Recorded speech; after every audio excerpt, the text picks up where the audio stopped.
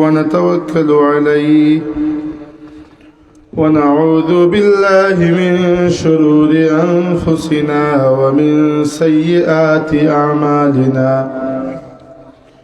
من يهده الله فلا مضل له ومن يضلل فلا هادي له وأشهد أن لا إله إلا الله وحده لا شريك له وأشهد أن سيدنا وسندنا ونبينا وحبيبنا وشفيعنا ووسيلتنا ومولانا محمدا عبده ورسوله صلى الله عليه وسلم أما بعد فقد قال الله تعالى في كلامه الحكيم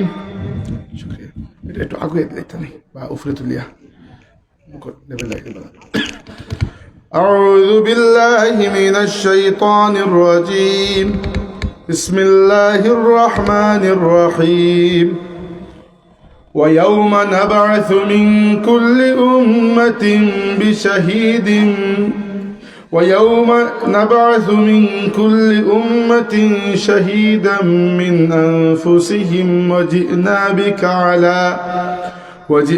بك على هؤلاء شهيدا ونزلنا عليك الكتاب تبيانا لكل شيء وهدى ورحمة وبشرى للمسلمين إن الله يأمر بالعدل والإحسان وإيتاء ذي القربى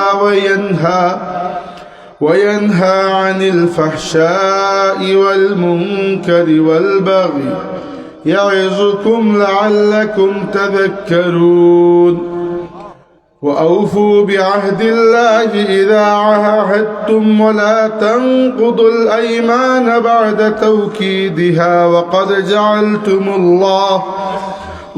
جعلتم الله عليكم كفيلا إن الله عليم بما يفعلون صدق الله مولانا العظيم درشي পড়েন সাল্লাল্লাহু আলা সাইয়্যিদিনা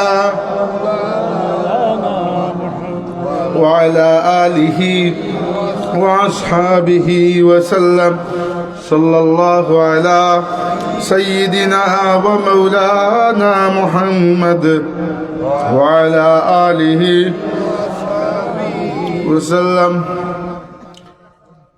মরহুম আসদ্দার আলী ও খালাইকুনা গ্রামের সকল মুর্দাগানের ইসালের সওয়াব উপলক্ষে প্রথম বার্ষিক ওয়াজ মাহফিলে উপস্থিত সম্মানিত সভাপতি মৌলানা আব্দুর রশিদ খালাইকুনি সহ অত্র এলাকার শ্রদ্ধেয় মুরব্বিয়ান, আমন্ত্রিত ওলামায়ে কেরাম এবং বিশেষত আমার যুবক ভাইয়েরা,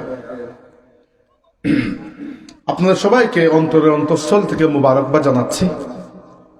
সবার শুরুতে আমরা আল্লাহ রাব্বুল ইজ্জতের শুকর আদায় করি, আল্লাহ পাক আমাদেরকে এই মাহফিলে শরীক হওয়ার তৌফিক দান করেছেন, আলহামদুলিল্লাহ।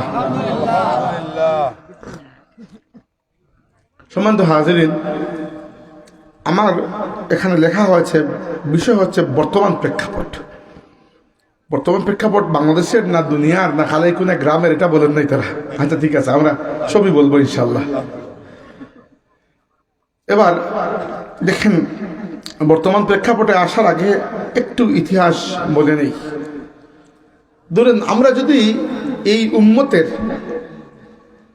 বর্তমান প্রেক্ষাপট নিয়ে কথা বলতে চাই, তাহলে প্রথমে আমাদেরকে এটা বোঝা উচিত যে এই উম্মতের প্রায় 1450 বছরের লম্বা একটা ইতিহাস আছে। আমাদের জন্ম কালকে হয় নাই, 1450 বছর ধরে এই উম্মত আছে। 1450 বছরে আমরা উত্থান দেখেছি, পতনও দেখেছি। এমন উত্থান দেখেছি উমর ইবনে খাত্তাব রাদিয়াল্লাহু আনহুর যুগে, যে তিনি মসজিদে নববী শরীফে বসে আছেন আর তার আঙ্গুলের হেলনে অর্ধ পৃথিবী ইসলামের ছায়াতলে চলে এসেছে। আর এমনও পতন দেখেছি, বিশেষ করে 1258 সালে যখন চেঙ্গিজ খানের নাতি হালাকু খান এবং তার মঙ্গল বাহিনী বাগদাদে হামলা করলো এবং কোটি খানিক মুসলমানকে হত্যা করলো। এবং আমাদের শেষ যে খলিফা ছিলেন তাকে যেভাবে নির্মমভাবে শহীদ করা হলো, দুনিয়া তো বলেছে যে মুসলমানরা আর উঠে দাঁড়াতে পারবে না, আল্লাহ সেখান থেকে আমাদেরকে তুলে দাঁড় করিয়েছেন। এবং এই কথা একেবারে নিশ্চিতভাবে লিখে নিতে পারেন যে যতই উত্থান পতন আসুক, কিয়ামত পর্যন্ত এই উম্মত থাকবে দুনিয়াতে ইনশাআল্লাহ।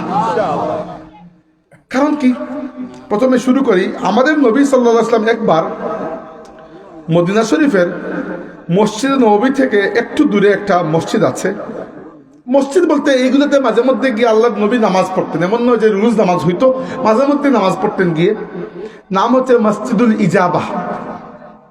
ওইখানে গেলেন এবং অনেক লম্বা সময় আল্লাহর কাছে দোয়া করলেন। বের হওয়ার পরে সাহাবীরা জিজ্ঞেস করলেন, ইয়া রাসূলুল্লাহ, আল্লাহর কাছে এত লম্বা সময় কি চেয়েছেন আপনি? রাসূল সাল্লাল্লাহু আলাইহি ওয়াসাল্লাম বললেন যে আমি আল্লাহর কাছে 3টা দোয়া করেছি। আল্লাহ রাব্বুল আলামিন আমার 2টা দোয়া রেখেছেন, একটা দোয়া আল্লাহ ফিরিয়ে দিয়েছেন। আমাদের নবী সাল্লাল্লাহু আলাইহি ওয়াসাল্লামের জীবনে কখনো আমি দেখি নাই যে আল্লাহর কোনো দোয়া ফিরিয়ে দিয়েছেন। এই একটা দোয়াই আল্লাহ ফিরিয়ে দিয়েছেন। প্রথমে আমি দোয়া করেছি আল্লাহর কাছে, আল্লাহ কোনো মহামারী এবং কুদরতি গজব দিয়ে তুমি যেন কখনো আমার উম্মতকে ধ্বংস না করো। আল্লাহ সেটা কবুল করে নিয়েছেন। অতএব যত বড় মহামারী আসুক, করোনা আসুক, এই পুরো উম্মত একসাথে ধ্বংস হবে না। যত বিজলি পড়ুক আসমান থেকে, আর ভূমিকম্প হোক, আর যত আগ্নেয়গিরির বিস্ফোরণ হোক, আর যত বন্যা হোক, আর যাই হোক না কেন, ওই নূহ আলাইহিস সালামের উম্মতকে যেভাবে আল্লাহ ধ্বংস করেছিলেন, নবী হুদ আলাইহিস সালামের উম্মতকে যেভাবে ধ্বংস করেছিলেন, নবী সালেহ আলাইহিস সালামের উম্মতকে যেভাবে ধ্বংস করেছিলেন, নবী লূত আলাইহিস সালামের উম্মতকে যেভাবে ধ্বংস করেছিলেন, এই উম্মতকে আল্লাহ এভাবে ধ্বংস করবেন না। 2 নম্বর আল্লাহ নবী চেয়েছেন, আল্লাহ আমার উম্মতকে বাইরের কোন শত্রু যেন বিনাশ করতে না পারে। আল্লাহ সেটাও কবুল করে নিয়েছেন।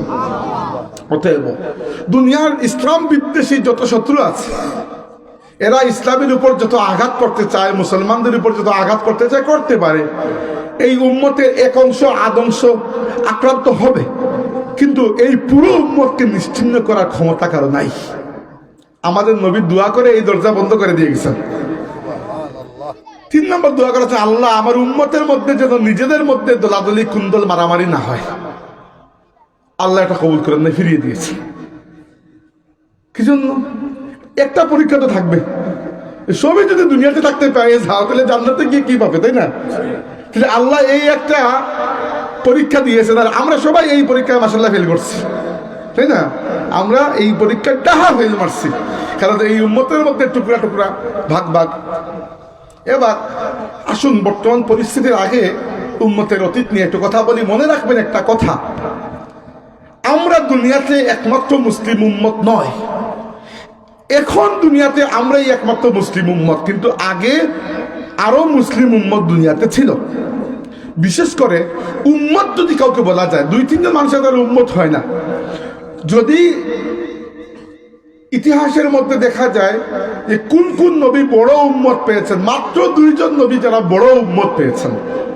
একজন নবী মুসা আলাইহিস সালাম, যার উম্মত ছিল বনি ইসরাইল।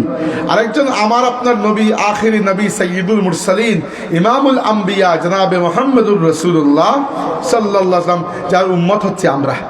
বাকি কোন নবী বড় উম্মত পান নাই। রাসূলুল্লাহ সাল্লাল্লাহু আলাইহি ওয়াসাল্লাম মেরাজে গিয়েছেন।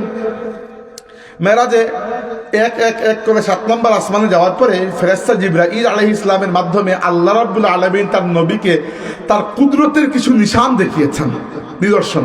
এর মধ্যে একটা হচ্ছে বিভিন্ন নবীর উম্মতকে আল্লাহ পাক দেখিয়েছেন। রাসূলুল্লাহ সাল্লাল্লাহু আলাইহি ওয়াসাল্লাম বলেছেন যে জিবরাইল আমাকে বলেন, ইয়া রাসূলুল্লাহ, এই দেখুন 3 জন মানুষ এক নবীর উম্মত, মাত্র 3 জন। কোন নবীর উম্মত মাত্র 2 জন, কোন নবীর উম্মত মাত্র 1 জন। এমন কত নবী যাদের কোনো উম্মত নেই, একটা মানুষ নবীর উপর ঈমান আনে নাই। এরপরে ফেরেশতা জিবরাইল একটা উম্মতকে দেখালেন, বিশাল এক পাশ, পুরো একটা সাইড কভার করে আছে। আল্লাহ রাসূল সাল্লাল্লাহু আলাইহি ওয়াসাল্লাম বললেন, আমার খুব মনের মধ্যে খায়েশ হলো, মনে হয় এরা আমার উম্মত। জিজ্ঞেস করলাম, জিবরাইল এরা কি আমার উম্মত? জিবরাইল বলল, ইয়া রাসূলুল্লাহ, এরা আপনার উম্মত নয়, এরা বনি ইসরাইল মুসা আলাইহিস সালামের উম্মত। তখন রাসূলুল্লাহ সাল্লাল্লাহু আলাইহি ওয়াসাল্লাম বললেন যে জিবরাইল, তাহলে আমার উম্মত কোন জায়গা? জিবরাইল বলল, ইয়া রাসূলুল্লাহ, আপনার উম্মত আরো বহুত বড়, আপনি ওই দিকে তাকান। আল্লাহ নবী আরেক দিকে তাকালেন, দেখলেন একেবারে দিগন্ত বিস্তৃত একটা উম্মত, উম্মতে মুহাম্মাদি। এবং রাসূলুল্লাহ সাল্লাল্লাহু আলাইহি ওয়াসাল্লাম বলেছেন, আল্লাহ পাক কিয়ামতের ময়দানে জান্নাতীদেরকে 120টা কাতারে সারিবদ্ধ করবেন, 120টা। এর মধ্যে 40 মিন সাইরিল উমাম ওয়া 80 মিন হাযিহিল উম্মাহ, এর মধ্যে 40 কাতার হবে বাকি সমস্ত নবীর উম্মত, আর 80 কাতার একা এই উম্মতে পরিপূর্ণ হয়ে যাবে। তার মানে হচ্ছে এই উম্মত একেবারে ফেলে দেওয়ার মতো নয়। তবে এই উম্মত দুনিয়ার মধ্যে একমাত্র মুসলিম উম্মত নয়, এর আগেও আরেকটা মুসলিম উম্মত ছিল যাদেরকে বলা হয় বনি ইসরাইল। বনি ইসরাইলের সাথে আমাদের পার্থক্য কোন জায়গায়? মূল পার্থক্য হচ্ছে নবীতে। বনি ইসরাইলের ইতিহাস শুরু হয়েছিল, বনি ইসরাইল কার আওলাদ? নবী ইব্রাহিম আলাইহিস সালামের 2 জন পুত্র ছিলেন, ইসমাইল এবং ইসহাক। ইসহাকের পুত্র ছিলেন ইয়াকুব, এরা সবাই নবী। ইয়াকুব আলাইহিস সালামের 12 জন সন্তান ছিলেন, এই 12 জনের বংশধরকে বলা হয় বনি ইসরাইল।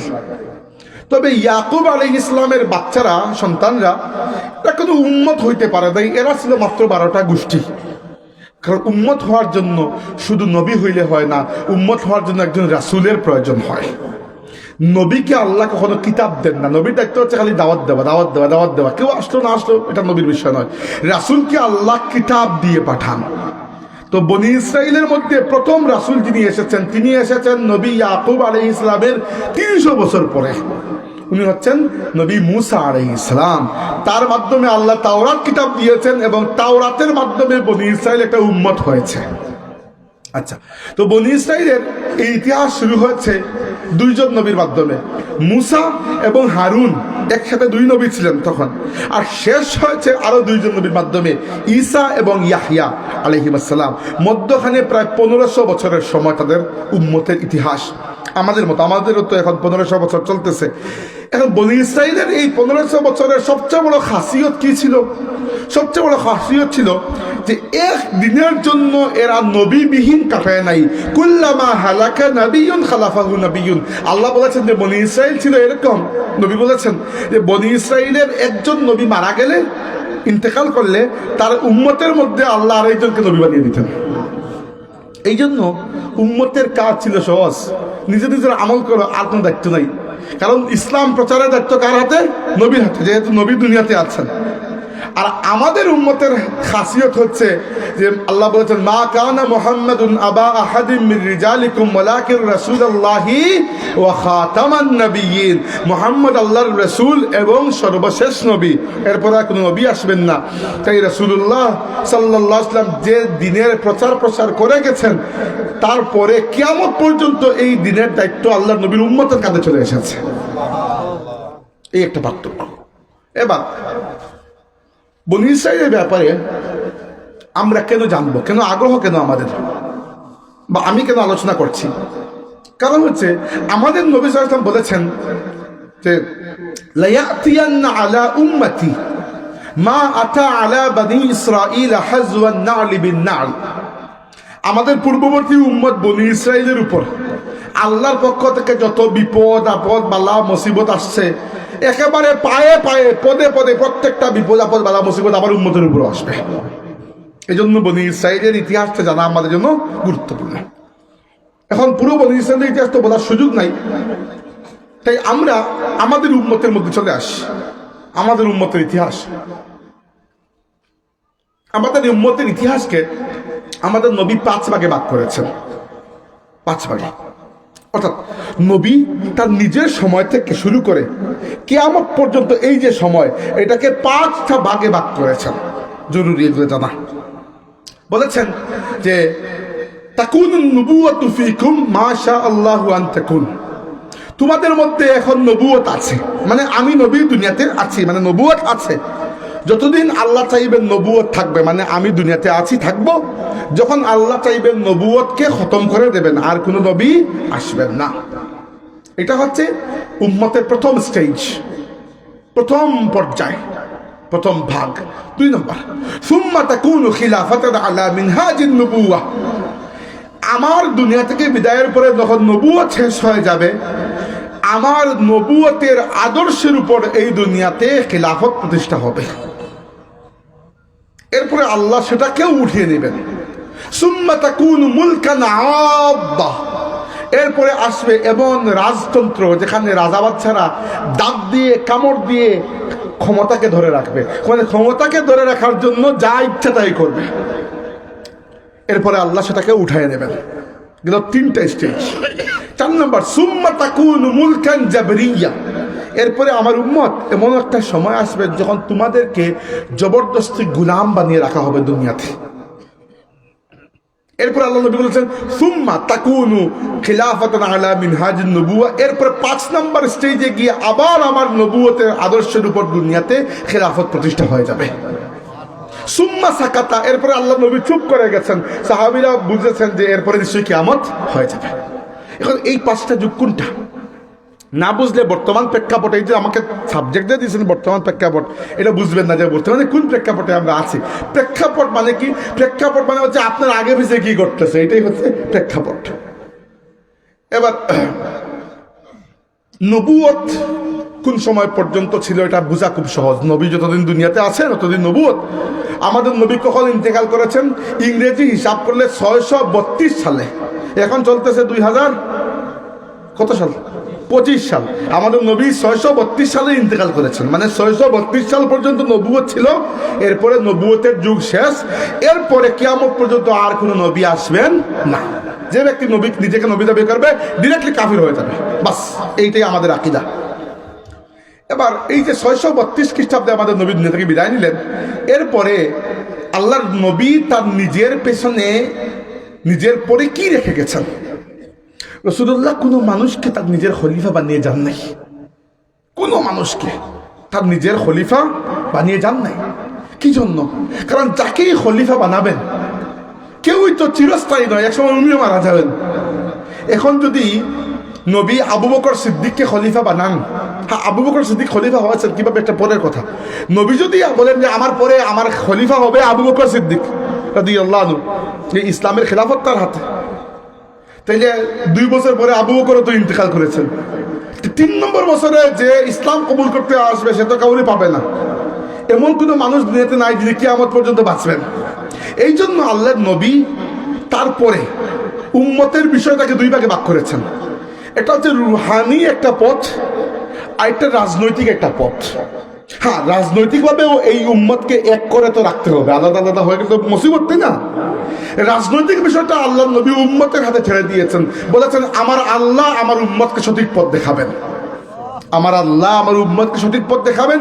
আমার উম্মত যাকে তাদের খলিফা হিসাবে বেছে নেবে তার উপর আল্লাহ সন্তুষ্ট হয়ে যাবেন। বাস এটা আমার উম্মতের উপর। তবে রুহানি দিক থেকে আমি আমার উম্মতের জন্য 2 জন খলিফা রেখে যাচ্ছি। হাদিসে এসেছে তারাকতু ফীকুম খলিফাতাইন, আমি আমার পেছনে 2টা খলিফা রেখে যাচ্ছি। একটা হচ্ছে কিতাব আল্লাহ, আল্লাহর কিতাব কোরআন। এটা হচ্ছে সুন্নাতে রাসূলিহি, আল্লাহর রাসূলের সুন্নাত। যে ব্যক্তি এই 2টাকে আঁকড়ে ধরবে কিয়ামত পর্যন্ত সে গুমরাহ হবে, তা পথভ্রষ্ট হবে না। তাইলে কোরআনকে রাসূলুল্লাহ সাল্লাল্লাহু আলাইহি ওয়াসাল্লাম তার নিজের খলিফা হিসাবে, সুন্নতকে নিজের খলিফা হিসাবে, তার উম্মতের জন্য কিয়ামত হিসাবে রাহবার হওয়ার জন্য আল্লাহ নবী রেখে গেছেন। আবু বকর রাদিয়াল্লাহু আনহুকে খলিফা মনোনীত করেছে উম্মত, নবী আবু বকর রাদিয়াল্লাহু আনহুকে খলিফা মনোনয়ন করে যান নাই। আল্লাহর রাসূলের ইন্তেকাল হয়েছে সোমবারে, দাফন হয়েছে বুধবারে।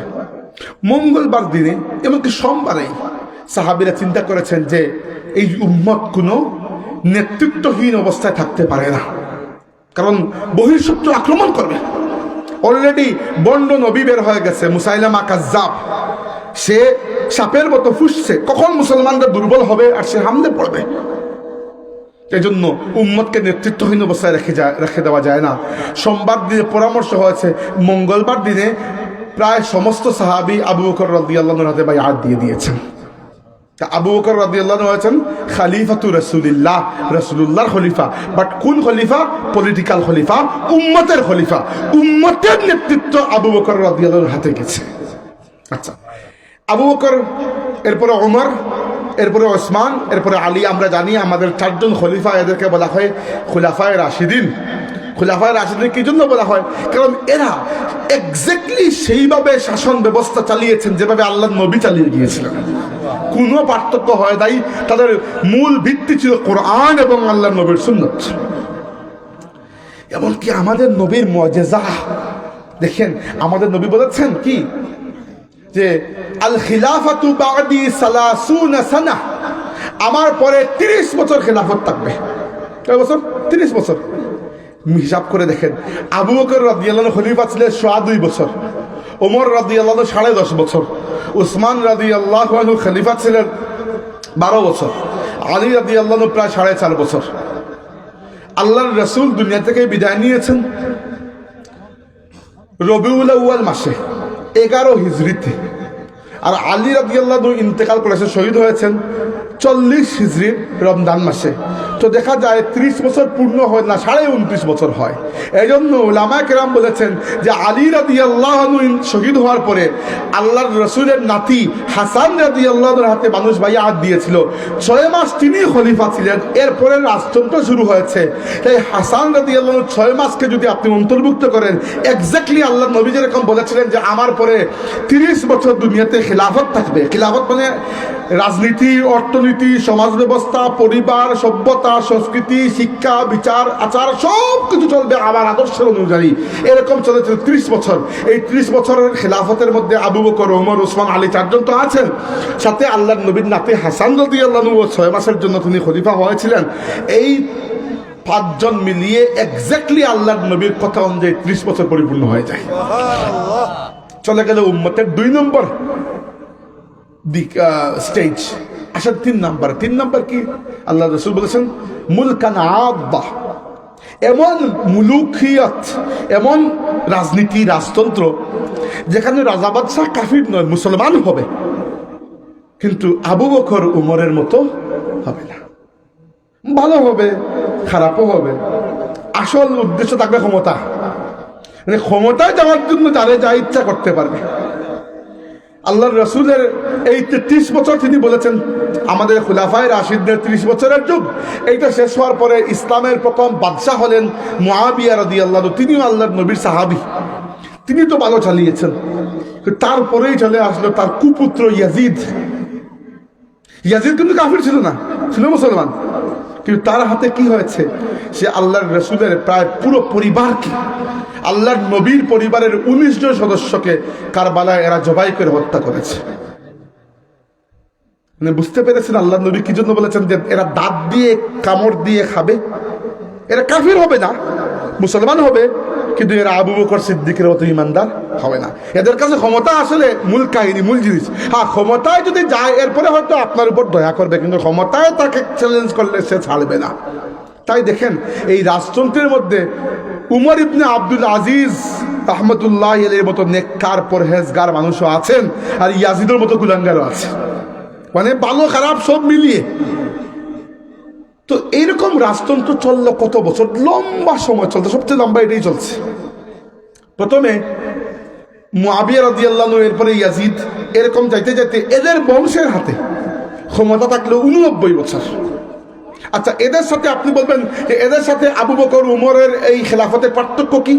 পার্থক্য হচ্ছে আবু বকর, ওমর, উসমান, আলী এদের যে খেলাফত ছিল, এখানে বাপের পরে ছেলে খলিফা হইতো না, বরং যার যোগ্যতা ছিল তাকে মুসলমানরা নির্ধারণ করতেন।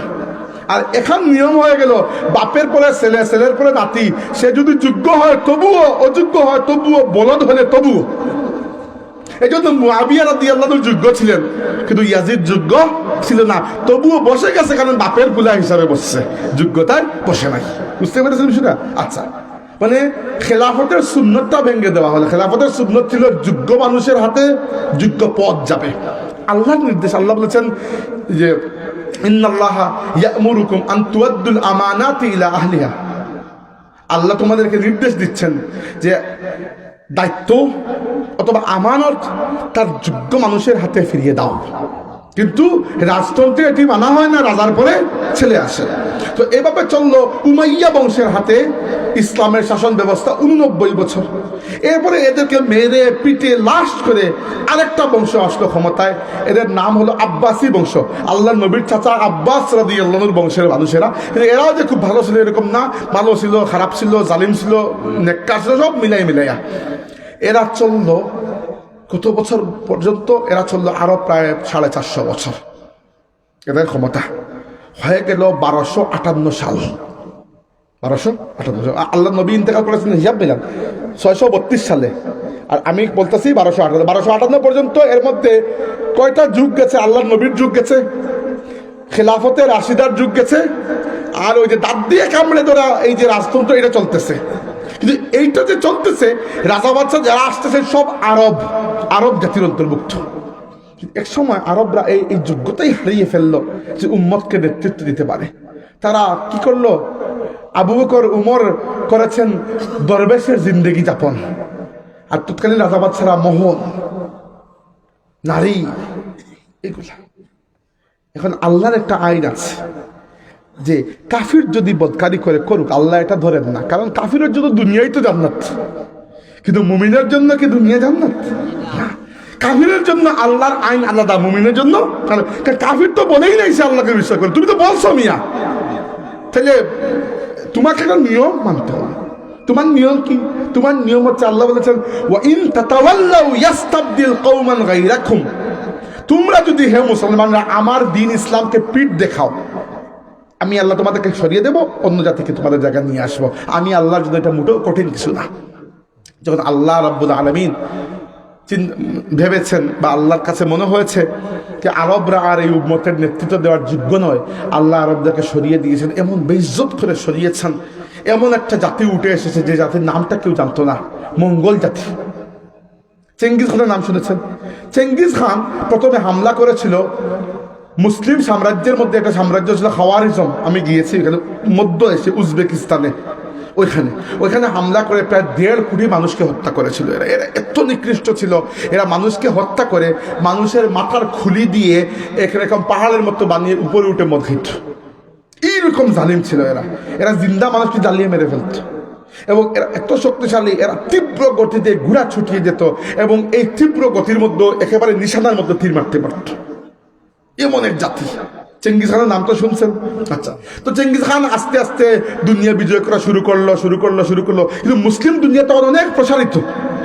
তো আস্তে আস্তে চেঙ্গিজ খান মারা গেল, তার পুত্র 4টা ছিল, কুবলাই খান আর কি খান, এগুলো মারা গেল। আসলে চেঙ্গিজ খানের নাতি হালাকু খান। সে মুসলিম খেলাফতের সাম্রাজ্যের রাজধানী তখন ছিল বাগদাদ। সেখানে এসে হামলা করলো। প্রায় একদিনে 25 লক্ষ মানুষকে শহীদ করা হয়েছে।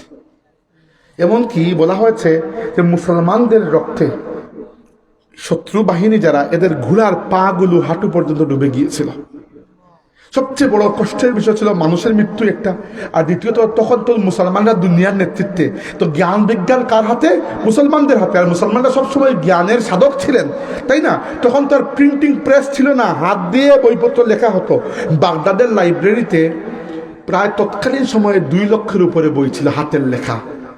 এই বইগুলো খালি ইসলামী বই নয়, সায়েন্স, ইতিহাস, রাষ্ট্রবিজ্ঞান, সমাজবিজ্ঞান, সব ধরনের সাহিত্য। মঙ্গল বাহিনী ছিল অশিক্ষিত, এরা বই দেখে মনে করছে এগুলো মনে হয় জাদু। এরা সমস্ত বই পুড়িয়ে দিয়েছে। এই বইগুলার ছাই তারা ফেলেছে ফুরাত নদীতে। ফুরাত নদীর পানি 14 মাইল পর্যন্ত কালো হয়ে গিয়েছিল, এই পরিমাণ বইপত্র এরা জ্বালিয়েছে। চিন্তা করে আমাদের সভ্যতাকে কি পরিমাণে ধ্বংস করেছে। এরপরে খলিফাকে যখন তারা গিয়ে পাকড়াও করলো, তারা খলিফাকে সাধারণ মৃত্যু দেবে না, তার দৃষ্টান্তমূলক মৃত্যু দেবে। আমাদের খলিফা বলতে বাদশাহী ছিলেন, কিন্তু আমরা বলি আর কি সম্মান করে খলিফা। আসলে কিসের খলিফা? মানে তৎকালীন যুগের বাদশাহ যারা, তবে মুসলিম বাদশাহ, ভালো মানুষ ছিলেন, নাম ছিল মুস্তাসিম বিল্লাহ। তারা মুস্তাসিম বিল্লাহকে, ওই এখানে একটা জিনিস শিকার আছে, হালাকু খান বললেন যে আপনার সাথে আমার ডিনার হবে রাত্রে। তো যিনি খাইতে বসছেন, তার সামনে একটা থাল দেওয়া হয়েছে, থালের উপর কাপড় দিয়ে ঢাকা। তিনি যখন থালের উপর থেকে কাপড় সরিয়েছেন, দেখেন থালের মধ্যে হীরা, মণিমুক্তা, জহরত রাখা। তিনি বললেন এগুলো আমি খাবো কিভাবে? তো হালাকু খান বললো যদি খাইতে না পারো তাহলে জমাইছো কেন? এইগুলা খরচ করে যদি ভালো সেনাবাহিনী বানাইতে পারতা, ভালো অস্ত্র বানাইতে পারতা, আজকে আমার সামনে এরকম ফকিরের মতো বসতে হইতো না। এগুলো নিজের কাছে জমাইছো, এগুলো আমার না, তোমার রানীর হেরামাটা থেকে আমি এগুলো লুট করছি। এইগুলো তোমার রানীরকে মণিমুক্তা আর দিয়ে নেকলেস বানিয়ে না দিয়ে, এই টাকাটা দিয়ে যদি লেখাপড়া করাইতে, মানুষকে সেনাবাহিনী বানাইতে, যদি ভালো করে ডিফেন্স সিস্টেম রাখতে, তাইলে আজকে এই অবস্থা হইতো না। এরপরে তাকে ঘোড়ার চামড়া দিয়ে তাকে এরকম পেঁচাইছে, রাস্তায় রেখে দিচ্ছে, আর সৈন্যরা ঘোড়া ছুটিয়ে গেছে উপর দিয়ে। এই ঘোড়ার পায়ের আঘাতে আমাদের শেষ বাদশাহ মুস্তাসিম বিল্লাহ শাহাদাত বরণ করছেন।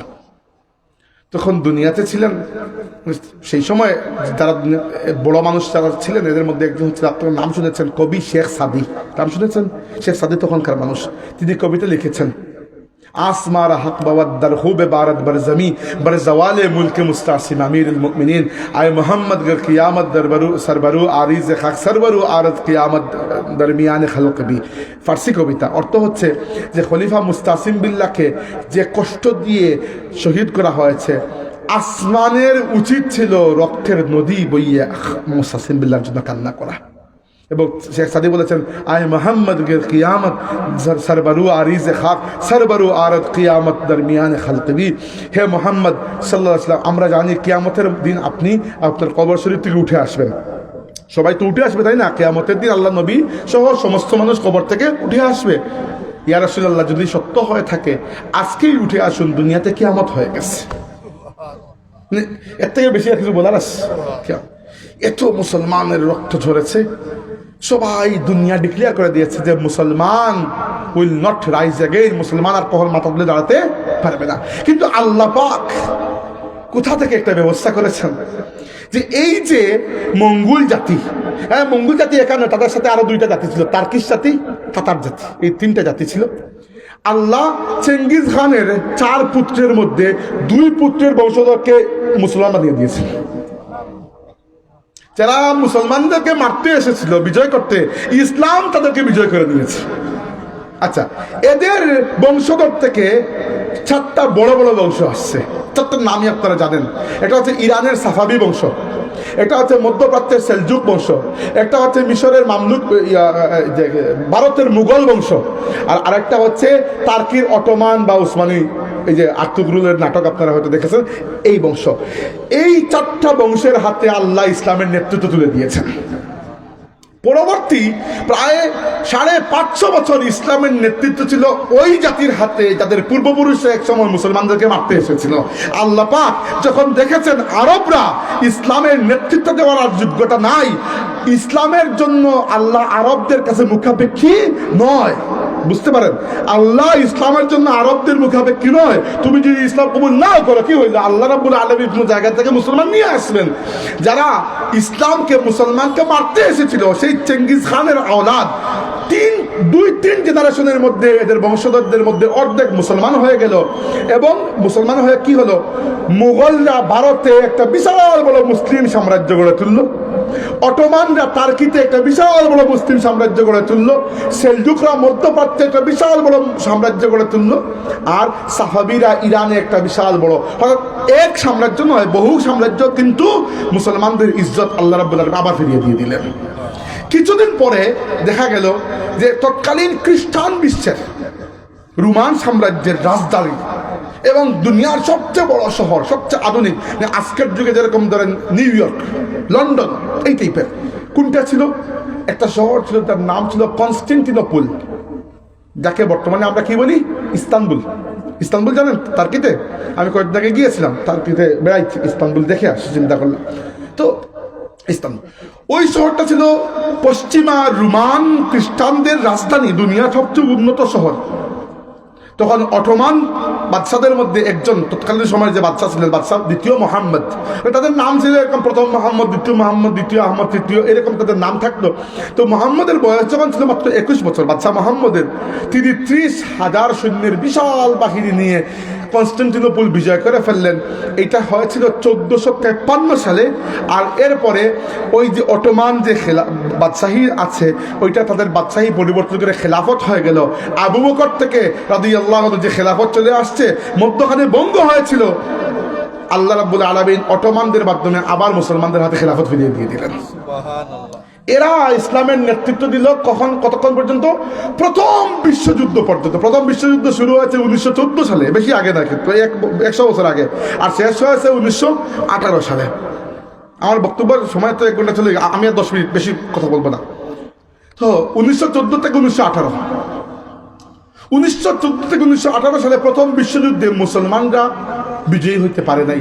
বিজয়ী হয়েছে ইংরেজরা, সাথে ছিল ফ্রান্স এবং রাশিয়া। আর মুসলমানরা ভুল করে, অটোমান যারা, এরা ভুল করে জার্মানির সাথে চলে গেছিল, আর জার্মানি যুদ্ধে পরাজিত হয়েছে। যখন পরাজিত হয়েছে তখন কি করছে, দুইটা কাজ করা হয়েছে। কিছু ইসলাম বিদ্বেষী তরুণ, এরা আমাদের খেলাফতকে, অটোমান উসমানী সাম্রাজ্যকে নষ্ট করার জন্য ভেতর থেকে ষড়যন্ত্র শুরু করছে, আর বাইরে থেকে শুরু করছে ইংরেজ জাতি আর ফ্রান্স জাতি। এই দুইয়ের ষড়যন্ত্রে 1922 থেকে 1924 সালের মধ্যে আমাদের পুরো খেলাফত ব্যবস্থা সমূলে ধ্বংস হয়ে গেছে, এবং পুরো মুসলিম বিশ্ব ইউরোপিয়ানদের কলোনি হয়ে গেছে। এইটাকে আল্লাহ নবী কি বলেছেন? এবার আসুন 4 নম্বর যুগে আল্লাহ নবী কি বলেছেন? 3 নম্বর যুগ হবে এমন রাজতন্ত্র যারা দাঁত দিয়ে কেটে খাবে, আর 4 নম্বর যুগ হবে যখন আমার উম্মতকে গুলামিতে রূপান্তর করা হবে, জবরদস্তি আমার উম্মতের উপর গুলামি। সারা মুসলিম বিশ্ব, একটা দেশ বাকি ছিল না, কোনোটা ইংরেজদের কলোনি, ইংরেজদের সাম্রাজ্য, কোনোটা ফ্রান্সের, কোনোটা ইতালির, কোনোটা জার্মানির, কোনোটা স্পেনের, কোনোটা পর্তুগালের। সারা মুসলিম বিশ্বকে পশ্চিমারা দখল করে নিয়েছিল। আমাদের ভারতীয় উপমহাদেশে কয় বছর ছিল ইংরেজরা? 200 বছর। 1757 এসেছে, 1947 তারা গেছে, 200 বছর। এরকম মিশরে কোনো জায়গায় ইংরেজ, কোনো জায়গায় ফ্রান্স, কোনো জায়গায় রাশিয়া, এক একটা। এবং আল্লাহ নবীও এটারও সংবাদ আমাদেরকে দিয়ে গেছেন, ভবিষ্যৎবাণী করে গেছেন। যেভাবে ভবিষ্যৎবাণী করেছেন যে আমার উম্মতের মধ্যে খেলাফত থাকবে 30 বছর, এইখানেও বলেছেন ইউশিকু আলান্না ইউশিকু আন তাদা আলাইকুমুল উমামু কামা তাদা আল আকালাতু ইলা কাসাতিহা। হে আমার উম্মত, একটা দিন আসবে দুনিয়ার অন্যান্য সব জাতি একসাথে মিলিত হয়ে তোমাদেরকে খাওয়ার জন্য ঝাঁপিয়ে পড়বে। যেভাবে টেবিলের মধ্যে খাবার সাজিয়ে মেহমানকে বলা হয় যে আপনি খাবারের উপর আপনি খাবার খান, এভাবে সবাই তোমাদেরকে খাবার প্লেটে নিয়ে একে অন্যের মধ্যে বন্টন করবে। আল্লাহর রসুলের কথা কতটুকু সত্য প্রমাণিত হয়েছিল 1922 থেকে নিয়ে 1924, এই যে সময়টা, বেশি আগে না, মাত্র 100 বছর আগের ঘটনা।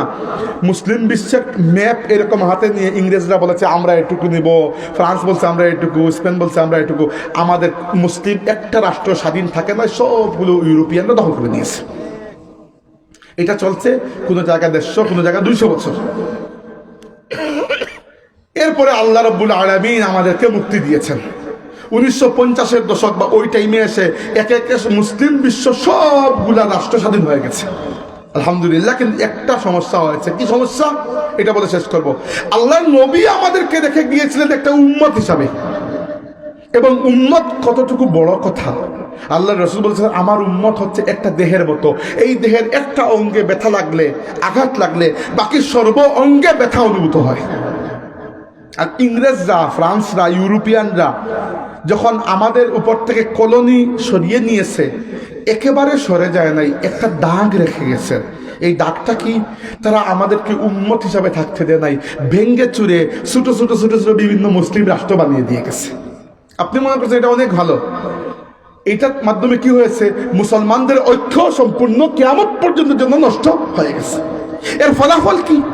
এর ফলাফল আসে বর্তমান প্রেক্ষাপট যেটা বলতেছেন, এর ফলাফল হচ্ছে গত 2 বছরে ফিলিস্তিনের মুসলমানদের উপর ইসরায়েল কর্তৃক যে বর্বর অত্যাচার নির্যাতন হয়েছে। আপনারা তো জানেন, পত্রিকায় দেখেছেন, মোবাইলে দেখেছেন, প্রায় 70,000-এর উপরে নিরপরাধ মুসলমান 2 বছরে এই ইহুদিরা, ছোট্ট একটা রাষ্ট্র ইসরায়েল, যে রাষ্ট্রের নাগরিকের সংখ্যা 1.5 কোটি মাত্র, আর পৃথিবীতে মুসলমানের সংখ্যা 190 কোটি। 190 কোটি মুসলমান মিলে 1.5 কোটি ইহুদির হাত থেকে নিজের মানুষকে, নিজের ভাইদেরকে বাঁচাইতে পারেন নাই। প্রায় 20,000-এর মতো শিশু শহীদ হয়েছে গাজায়। এটা কি জন্য হয়েছে জানেন? কারণ সবাই মনে করছে এটা তো আমার সমস্যা না, ফিলিস্তিনের সমস্যা। বুঝতে পারছেন? যখন ইসরায়েল কাতারের উপর হামলা করছিল, সৌদি আরব মনে করছে এটা আমার সমস্যা না, কাতারের সমস্যা। যখন সৌদিতে হামলা করবে তখন কাতারও বলবে এটা আমার সমস্যা না, সৌদির সমস্যা। বুঝতে পারছেন? আল্লাহর নবী উম্মত বানিয়েছে, তার আমরা যে টুকরা টুকরা হয়েছি, এর ফলাফল কেউ কারো সমস্যাকে নিজের সমস্যা মনে করছে না। করত তখন যদি মনে করতো এ উম্মত, এ যে নবীর কালিমা পড়েছে, আমিও সেই নবীর কালিমা পড়েছি, অতএব আমাদের মধ্যে একটা ভ্রাতৃত্বের বন্ধন আছে। ওই যে দেখেন না, ওই যে মানুষের মাঝে মধ্যে আল্লাহ মাফ করে টাইফয়েড হয়, টাইফয়েড একটা বড় অসুস্থতা রোগ। টাইফয়েড যখন কমে যায়, টাইফয়েড যাওয়ার সময় কোনো একটা আলামত কিন্তু রেখে যায়। আপনারা জানেন কিনা জানেন না, তাদের ডিজিটাল আলামত দেখা যায়। তো ইংরেজরা বা ফ্রান্সরা বা ইউরোপিয়ানরা ছিল টাইফয়েডের মতো, এরা চলে গেছে কিন্তু একটা আলামত রেখে গেছে। আলামত কি? ওই যে নিজেদের মধ্যে দ্বন্দ্ব। বাংলাদেশ পাকিস্তানের সাথে মার, পাকিস্তান আফগানিস্তানের সাথে কয়েকদিন ধরে পাকিস্তান আর আফগানিস্তানের মার চলতেছে। মারকে লাগাই দিছে ইন্ডিয়া, এর কাফির মাইল লাগাই দিছে, আর আমরা মুসলমানরা নাচতেছি মাশাআল্লাহ। এই হচ্ছে আমাদের বর্তমান প্রেক্ষাপট। যদি জানতে চান, এই প্রেক্ষাপট থেকে আমরা বাংলাদেশও মুক্ত নই। এই প্রেক্ষাপট, হ্যাঁ বাংলাদেশ এত শক্তিশালী নয় যে দুনিয়া বাংলাদেশকে এত কদরের নজরে দেখে না, কিন্তু শক্তিশালী মুসলিম রাষ্ট্র 5টা রাষ্ট্র এক হইলে, সৌদি আরব, মিশর, টার্কি, ইরান, পাকিস্তান, মালয়েশিয়া, এই 6টা রাষ্ট্র এক হইলে ইসরায়েলকে পরজী খুঁজে পাওয়া যাবে না। কিন্তু এক হয় না কেন? ওই যে টাইফয়েডের এটা আসর রয়ে গেছে। এই টাইফয়েড কোনটা? আল্লাহ নবী বলেছেন যে মুলকান জাবরিয়ান, আমার উম্মতের উপর জবরদস্তি গুলামি চাপিয়ে দেওয়া হবে। গুলামির ডাক তো এত সহজে যায় না, গুলামি উপর থেকে সরছে, মাথার মগজের মধ্যে তো গুলামি রয়ে গেছে। এখনো আমরা ইংরেজদেরকে অনুসরণ করি, ফ্রান্সকে অনুসরণ করি, আমেরিকাকে অনুসরণ করি। অথচ আপনি খুঁজে দেখেন, গত পরশুদিন শুনলাম যে আরব বিশ্ব থেকে ইউরোপে মহিলাদের সাথে দুর্ব্যবহার, রেপ অনেক বেশি পরিমাণে হয়। কারণ আরবে রেপ কি জন্য কম হয়? একটাই কারণ, নিশ্চয়ই এখানে এমন পুরুষ আছে যারা আল্লাহকে ভয় পায়। মানে আর তো কোনো কারণ নেই। আইন কানুন তো ইউরোপেও তো আছে, তবুও নারীর উপর সহিংসতা হয়। আরবে কম হয় কি জন্য? আরবে খালি সৌদি আরব নয়, বাকি আরব দেশগুলোতে কেন? কারণ নিশ্চয়ই এখানে মুসলমানরা আল্লাহকে ভয় পায়। আমরা যে নারীকে ইজ্জত করি, শুধু যে আইনের ভয়ে তাই করি তাই নয়, কিন্তু মূলত আল্লাহর ভয়ে করি, তাই না? আমরা যে ভালো হয়ে চলি, আমরা যে কেউ না দেখলেও রোজা রাখি, আমরা যে কেউ না দেখলেও নামাজটা পড়ে ফেলি, এটা তো শুধু আল্লাহর ভয়, অন্য কিছু তো না। অন্য কোনো আপনি কিভাবে জানলেন যে আমি ফজরের নামাজ পড়ি? না তো পড়তে পারি। যদি পড়ে থাকে তাহলে তো একমাত্র আল্লাহর ভয়, আপনার তো ভয় তো পড়ি নাই। এটাই ছিল মুসলমানদের মূল শক্তি, রুহানিয়ত। কিন্তু দুনিয়া আমাদেরকে জিসমানিয়ত শিখিয়েছে, দুনিয়া আমাদেরকে বস্তুবাদী বানিয়েছে। এবং এটা কি সমাধান? একটা কথা বলে শেষ করবো, 1 ঘন্টা হয়ে গেছে, আমি অক্লান্ত। আমার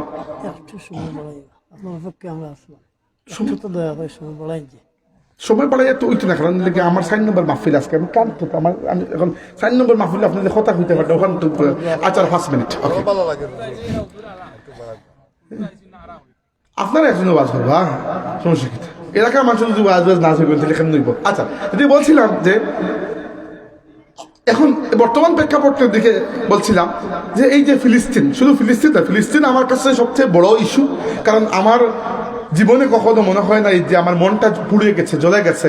এবার ফিলিস্তিনি বাচ্চাদের কান্না দেখে আমার মনে হয়েছে যে দুনিয়াতে আর নীতি নৈতিকতা বলে কিছু নাই। আমি যদি হাঁটার পথে কাউরে থাপ্পড় দিয়ে মেরেও ফেলি, আমার মধ্যে কষ্ট লাগবে না, কারণ আমার মনে হয় দুনিয়া থেকে নীতি উঠে গেছে। মনে হয় যে আমি একজন নীতিবান কেন থাকবো, এত কষ্টটা আমার মনে হয়েছে। সবচেয়ে বেশি কষ্ট হয়েছে এজন্য যে আমার নিজের চোখে দেখা যে আরব রাষ্ট্রগুলো, তাদের যে পরিমাণ সহায় সম্পত্তি, টাকা পয়সা, তারা যদি একবার শুধুমাত্র তেলটা বন্ধ করে, পুরো পশ্চিমা বিশ্ব নয়, পুরো বিশ্ব থেমে যায়। এরকম হয়েছে 1973 সালে। তৎকালীন সৌদির বাদশা ছিলেন বাদশা ফয়সল, নাম শুনেছেন হয়তো, অনেক ভালো একজন মানুষ ছিলেন। আজকের এই সান্ডাইটার মতো নয়, ভালো মানুষ ছিলেন।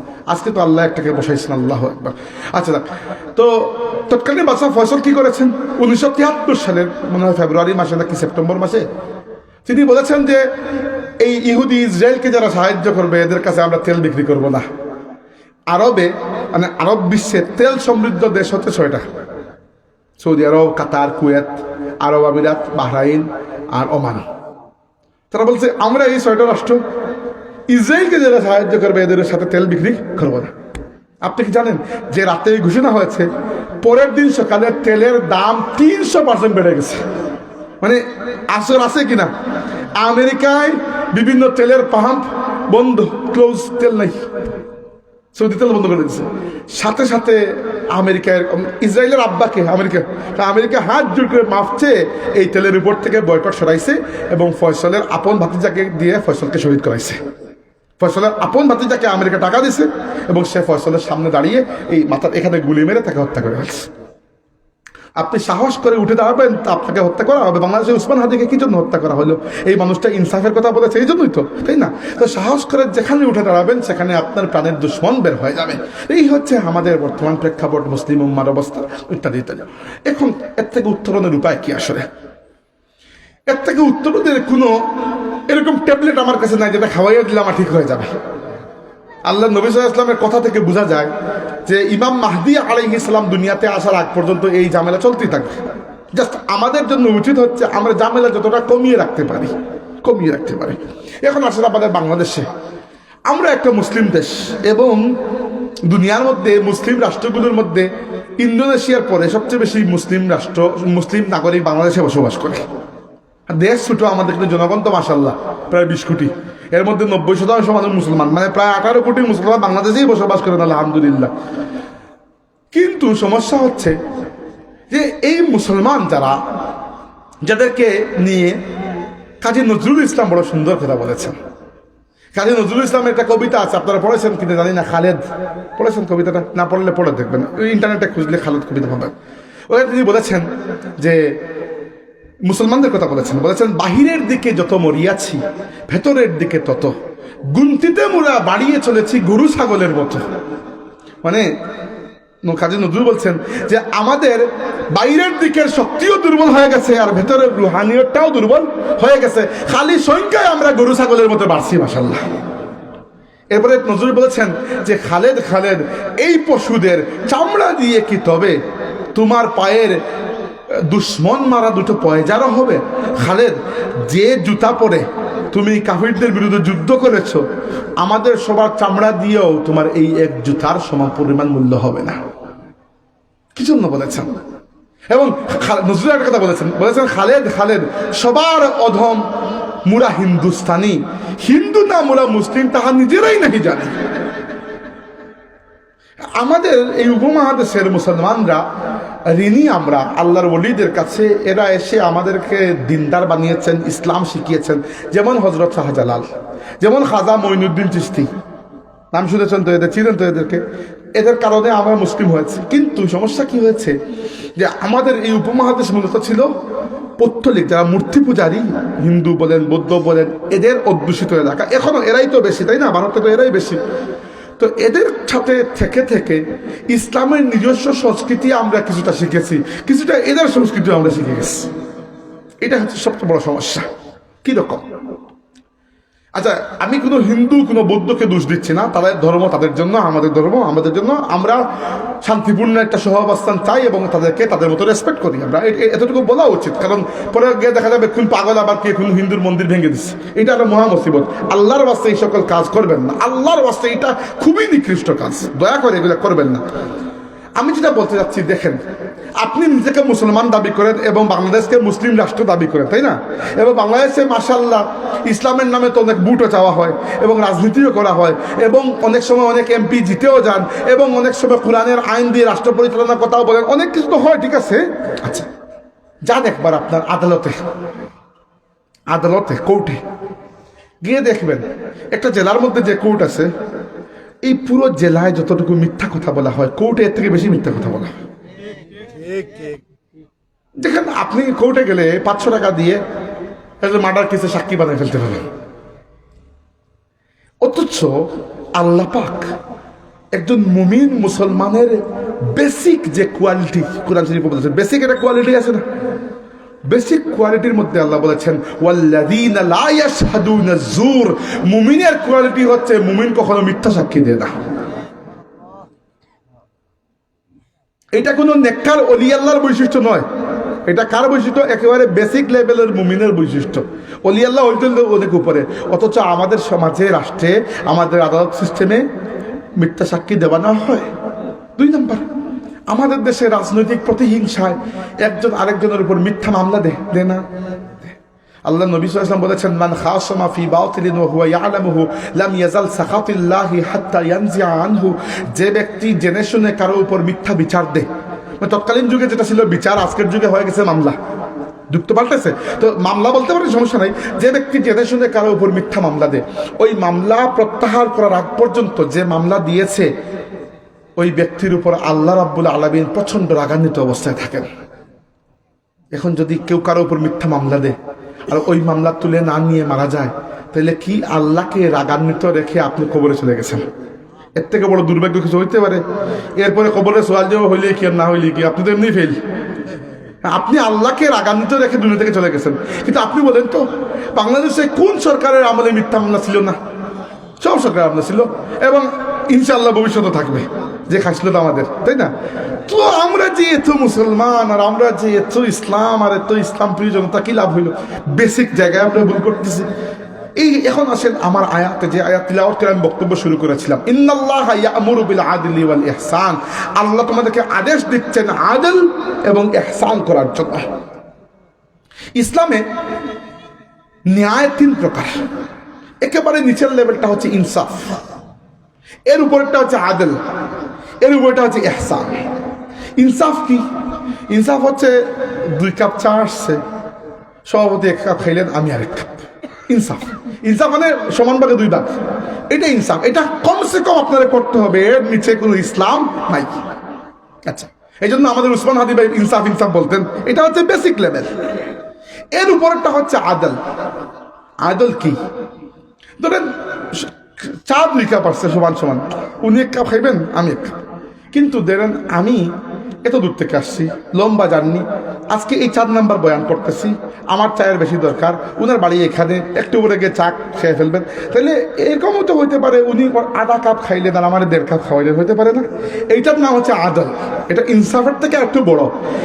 তো ইনসাফকে ইংরেজিতে বলে ইকুয়ালিটি, সমতা। কিন্তু সমতা সবসময় ঠিক হয় না, এজন্য এর উপরে ইসলাম বলেছে আদল। আদল মানে ইকুইটি, জাস্টিস, ন্যায়। অর্থাৎ আপনার 2 ছেলে, একটা ছেলে খুবই মেধাবী, খুবই বুদ্ধিমান, আরেকটা ছেলে গভর্নমেন্ট কিসিমের। এখন 2 জনই ব্যবসা শুরু করতে যাবে। একজনকে আপনি জানেন বুদ্ধিমান যেটা, এটাকে 2 লাখ টাকা দিলেই সে তার মোটামুটি কাজ করে ফেলতে পারবে। যেটা গভর্নমেন্ট কিসিমের, ওইটা 4 লাখ দিলেও কম হবে, কারণ সে ভালো করে কাজ করতে পারবে না। তাহলে তারে আপনার বেশি সাহায্য করতে হবে। যখন টিচার ছাত্রদেরকে পড়ান, সব ছাত্র তো আর মেধাবী হয় না, একটারে অঙ্ক বুঝাইলে একবারে বুঝে যায়, আরেকটারে 6 বার বুঝানো লাগে। তাইলে ইনসাফ কি? ইনসাফ হচ্ছে টিচার সবাইকে সমান বুঝাইলেন, এরকম করলে তার গুনাহ হবে না, হক আদায় হয়ে যাবে, কিন্তু একেবারে নিচের লেভেলের হক আদায় হবে। 2 নম্বর লেভেল কি? 2 নম্বর লেভেল হচ্ছে যার যতটুকু প্রয়োজন তার জন্য ততটুকু। এটা হচ্ছে আদল। ইসলামে আল্লাহ ইনসাফের কথা বলেন নাই, কি জন্য? কারণ ইনসাফ তো তোমরা করবে, এটা তো নিশ্চিতভাবেই করা উচিত, এটা তো বলার কিছু নাই। বুঝতে পেরেছেন? কোরআন শরীফে একবার আল্লাহ ইনসাফের কথা বলেন নাই, আল্লাহ শুরু করেছেন আদল থেকে। কারণ কি? ইনসাফ যদি তুমি না করো, তুমি মানুষ আর কুকুরের মধ্যে কি বেশ কম রইল? কুকুরের তো যা পায় কামড়া কামড়ি করে সবাই মিলে খায়, তোমরা যদি এতটুকু না জানো যে ভাগ করে খায়, তাইলে তুমি মানুষ হইলে কি জন্য? বুঝতে পেরেছেন? কোরআন শরীফে একবার আপনি ইনসাফের কথা পাবেন না, পাবেন ইন্নাল্লাহা ইয়া'মুরু, আল্লাহ তোমাদেরকে আদেশ দিচ্ছেন বিল আদলি, আদলের, ওয়াল ইহসান, ইহসানের। 2 এবং 3 একের আদেশ আল্লাহ দেনই না, একের আদেশ তো আন্ডারস্টুড, এটা তো করতেই হবে তোমাকে। আদল, আদলের উপর ইহসান। ইহসান হচ্ছে প্রত্যেকটা কাজ আপনি এমনভাবে করবেন যেটা আপনি নিজের চোখে আপনার সামনে আল্লাহকে দেখতে পাচ্ছেন। আর যদি এইটুকু পর্যন্ত না করতে পারেন, অন্তত মনে রাখবেন যে আল্লাহ আপনাকে দেখতে পাচ্ছেন। এটা হচ্ছে ইহসান। ইহসান হচ্ছে সৌন্দর্য। ইহসান হচ্ছে যে কাজকে যেভাবে করলে সুন্দর হয়, সেই সৌন্দর্য। সম্মানিত হাজিরিন, এবার আমাদের আদালত নিয়ে বললাম, আর একটা কথা বলে শেষ করবো, আর সর্বোচ্চ 1 মিনিট। এবার আসলে আমাদের পারিবারিক ব্যবস্থাপনায়, ইসলামের যে পারিবারিক ব্যবস্থা, আমরা বাংলাদেশের মানুষ বিরাট মুসলমান, এবং ইদানিং মাশাআল্লাহ উমরায় যাওয়াও খুব বাড়ছে। কারণ কি? মাত্র 1.5 লাখ টাকা লাগে, 1.5 লাখ তো সবার পকেটেই আছে, আমি শিওর। তো উমরায় হুট করে উমরা চলে গেলে, উমরায় নয় যেন পিকনিকে দেখতেছেন, ঠিক না? নামাজ টামাজ নাই, কিন্তু উমরা আবার মাশাআল্লাহ প্রত্যেক বছর আছে একটা। কারণ কি? সহজ। আগে মানুষ হেঁটে যাইতেন, এরপরে জাহাজে, এরপরে বিমানে, বিমানটাও আগেরটাও কষ্ট করে, এখন তো একেবারে সোজা। আমি ইউরোপ থেকে বাংলাদেশে একদিনে চলে আসি। ওই দিন আফ্রিকায় একটা মাহফিল, একটা নয় বেশ কয়েকটা মাহফিল, 9 দিনের জন্য আফ্রিকায় গেছিলাম, দক্ষিণ আফ্রিকায়। আমি থাকি জার্মানিতে, দুনিয়ার উত্তর দিকে। গেছি দক্ষিণ আফ্রিকায়, দুনিয়ার দক্ষিণ দিকে একদিন চলে গেছে, সূর্য ডুবার আগে গিয়ে পৌঁছে গেছি। মানে চিন্তা করলাম দুনিয়াটা কত সহজ হয়েছে, তাই না? এই জন্য মানুষ খালি উমরায় যাওয়া কোনো নাউজুবিল্লাহ, উমরা সুন্নত, আমি টিটকারি করলে কাফির হয়ে যাব। আমি বলতেছি নামাজ ফরজ। বুঝতে পেরেছেন? তাহলে আমরা কাকে গুরুত্ব দিব, ফরজকে না সুন্নতকে? ফরজকে, এরপরে সুন্নতকে। আল্লাহ এবং আল্লাহর নবী যেভাবে শরীয়তকে ডিজাইন করে দিয়েছেন, আমরা এর বাইরে যাইতে পারবো না। আচ্ছা, আমাদের পারিবারিক ব্যবস্থাপনায় দেখেন, আমাদের সমাজের সবচেয়ে নিকৃষ্ট একটা পদ্ধতি হচ্ছে, এখনো আমরা শিখি নাই যে পুরুষ নারীর যে বন্ধন, এই বন্ধনটা শয়তানের সবচেয়ে বেশি টার্গেট থাকে এই বন্ধনটা নষ্ট করার, স্বামী স্ত্রীর বন্ধনকে নষ্ট করা শয়তানের সবচেয়ে বড় টার্গেট। এই বন্ধনটাকে আঁকড়ে রাখার জন্য আল্লাহ আমাদেরকে সব দিক থেকে নির্দেশ দিয়েছেন, আল্লাহ নবীও নির্দেশ দিয়েছেন যতটুকু পারা যায়। এমনকি ঝগড়াঝাটি হইলে কয়েকদিন আলাদা থাকুন, তবুও বিচ্ছেদ করবেন না, তালাক করবেন না। দুই পক্ষেরই বড় বড় মানুষকে একসাথে করুন, বিচার করুন, তবুও বিচ্ছেদ করবেন না। তবে আল্লাহ তালাকের দরজাটা খোলা রাখছেন, কারণ মাঝে মধ্যে এমন অবস্থা হয় যায় আর কোনো পথ বেছে থাকে না, বুঝতে পেরেছেন? কিন্তু তালাকের ইসলামের নিয়ম আছে। আমার কাছে মানুষ মাঝে মধ্যে এইটা নিয়ে হাজির হন। আমার কাছে কি জন্য হাজির হন? এই জন্য যে আমি খুব বড় কোনো আলিম, এই জন্য যে আমার পাওয়া একটু সহজ, কারণ আমার মোবাইলে পাওয়া যায়, ইন্টারনেটে পাওয়া যায়। এখন বড় একজন বুজুর্গ যার বয়স 70 বছরের, তো আপনি মোবাইলে ইন্টারনেটে পাবেন, তো আমার পাওয়া যায়। তা আমাদের নববিবাহিত ভাইয়েরা প্রায় সময় এটা নিয়ে প্রশ্ন করেন। আমার এক বন্ধু হয়তো নিজের কথাই বলতেছেন বন্ধুর উপর দোষ দিয়া, কিন্তু আমি এগুলো জিজ্ঞেস করি না, আমার কি বন্ধু হইলে কি আর আপনি হইলে কি। আমার এক বন্ধু তার বউকে নাউজুবিল্লাহ 3 তালাক বলে দিছেন। কি করবো? আমি কি করবেন, বিয়ে শেষ হয়ে গেছে, আর কিছু করার নাই।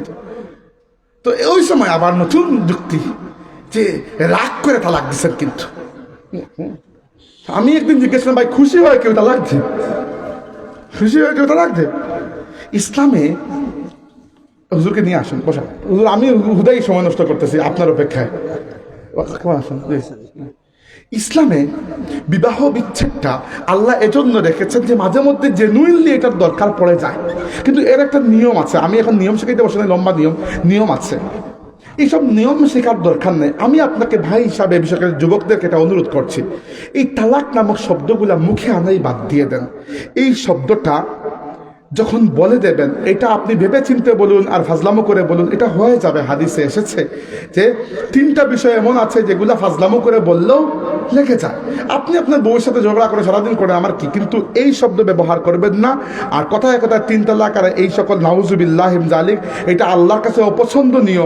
আর পরে আমাদের কাছে আসবেন না, হে হে হে তালাক হয়ে গেছে, কি করবো, কিছু করার নেই, বাস খালাস। তো এইটা একটা অন্যায় মহিলাদের উপর আমাদের পুরুষরা করে। তো এটা কি কোনো মুসলমানের খাসলত হতে পারে যে আপনি আপনার স্ত্রীকে 24টা ঘন্টা এই ভয়ের উপর রেখেছেন যে ছেড়ে দেবো, ছেড়ে দেবো, ছেড়ে দেবো, চায় ইনকম হইলো ছেড়ে দেবো। কোনদিন যদি নিজে ছেড়ে যায় তখন বুঝতে পারবেন। তো আল্লাহর ওয়াস্তে আমাদের পরিবারগুলোকে যদি আমরা ইসলামের আলোয় না শেখাই, if there is no family there is no Islam.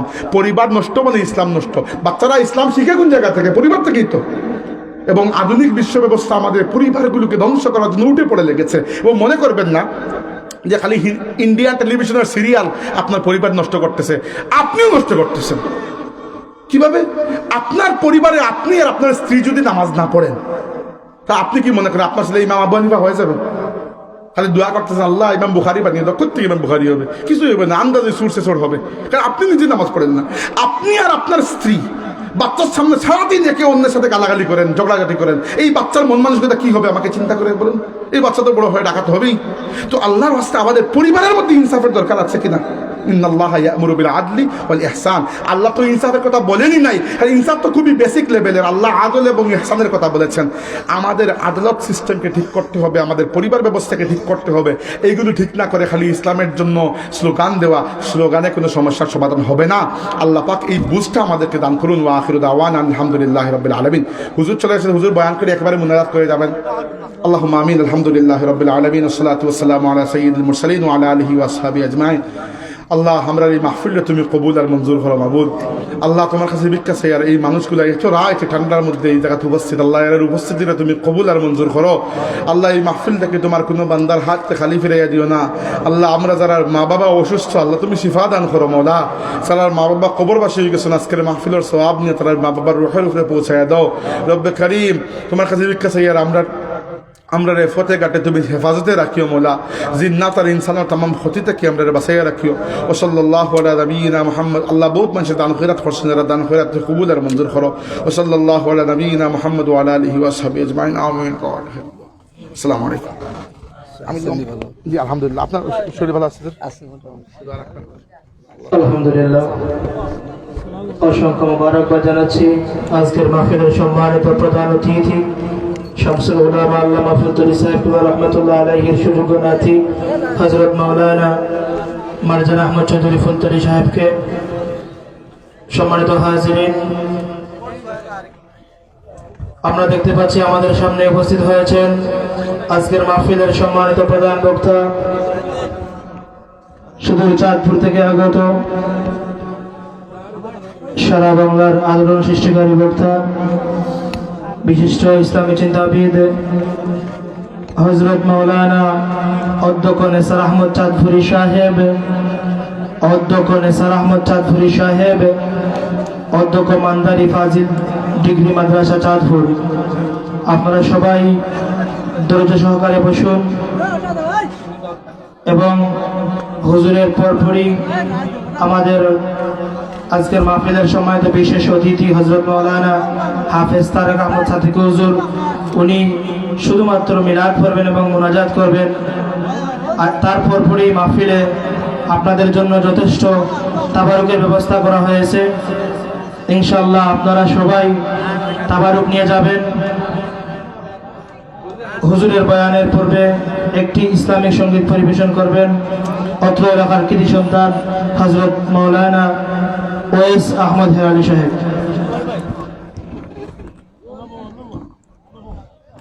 Dapat